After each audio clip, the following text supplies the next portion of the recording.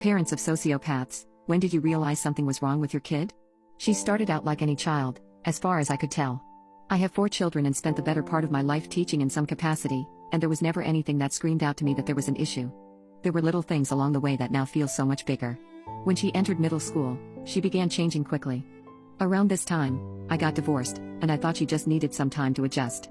We were in family and individual therapy, and nobody seemed concerned. Her behavior and demeanor spiraled out of control, and about a year ago, it began spiraling even quicker. Her therapist called me at work last fall and said she could not work with my child anymore, that something horrific had come out in therapy and she was out of her element. She said that my child needed inpatient care. We had done this many times, and more intensive therapy. We took her inpatient and then, by some miracle, scraped together an ungodly sum of money and got her enrolled in a highly intensive therapy program. We put cameras all throughout the house and locks on our smaller children's doors.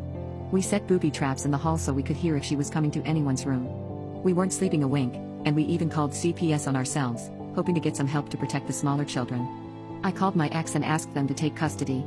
He wouldn't. I never thought I would get to that point.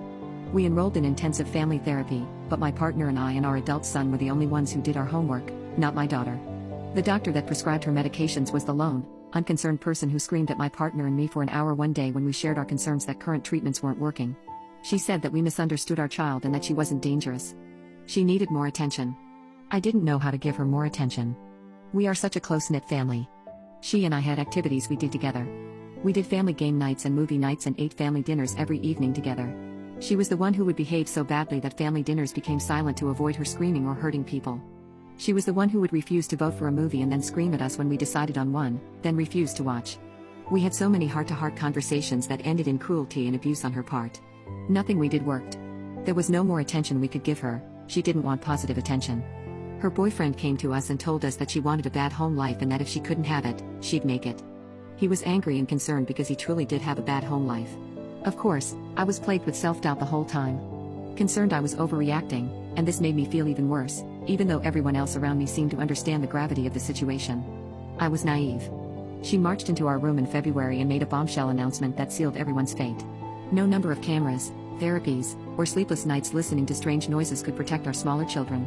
There were threats towards the adults, but those were not the main concern. The things my child spewed that day will forever be burned in my brain. I don't think I was aware enough to realize this was the last time my baby would be home. But we packed up some things and took her to the ER at the suggestion of her doctor. She hasn't been home since. I stopped eating, I was throwing up daily, and I still couldn't sleep. They sent her to a residential treatment center, and they emailed us some studies about the kind of future kids like her have. It was grim. They are victims, they are taken advantage of, they can't hold jobs, but worst of all, they are constantly victimizing others. They said she is just shy of the legal age, so she can't be diagnosed with antisocial personality disorder, but that it is surely coming. And I see it now. For the first few months, we spoke on the phone a few times a week, and every time we got off the phone I would want to pass away. She was refusing meds and violently attacking her peers in the facility. She would say horrible things to me. After phone calls, I would throw up and cry until I threw up some more and my relationships at home began to suffer. I was pushing everyone away. Finally, my therapist, partner and adult son intervened and said that they thought the phone calls should stop because they were hurtful. I didn't see it that way, but 2 of them had heard the calls. They pointed out that our smaller children would act out and have nightmares on phone call days. And that I would walk around crying and zoned out for days after the calls. My therapist said you have to sacrifice one to save the rest, that's just the way it is. I am so full of grief, shame and anger. It eats at me constantly. I know that she is a cruel person, but she was so good at pretending to be normal and kind enough to get what she wanted. All I can see now are those times, those smiles. I think about my baby all alone in a facility, not having any family to talk to. I think about my other children and how their lives could easily be ruined and taken down a similar or worse path if I let her anywhere near them. I think about the horrible, disgusting things I found in her room. I will never get those out of my head. The things she stole from us that were creepy or just plain mean, things she couldn't or wouldn't use but that meant something to others. The more I find out over time, the more horrified I am that this is my child. I am grieving like she is dead, but she isn't, and there are no casserole trains or days off of work or Hallmark cards for something like this.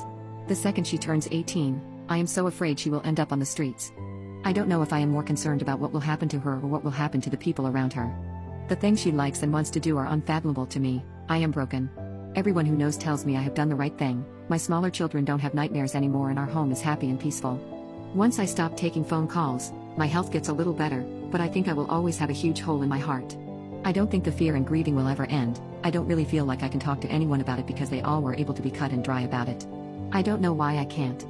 I know everyone wants me to snap out of it, but it's just not happening. It's all been weighing on me so heavily. I had to get it out.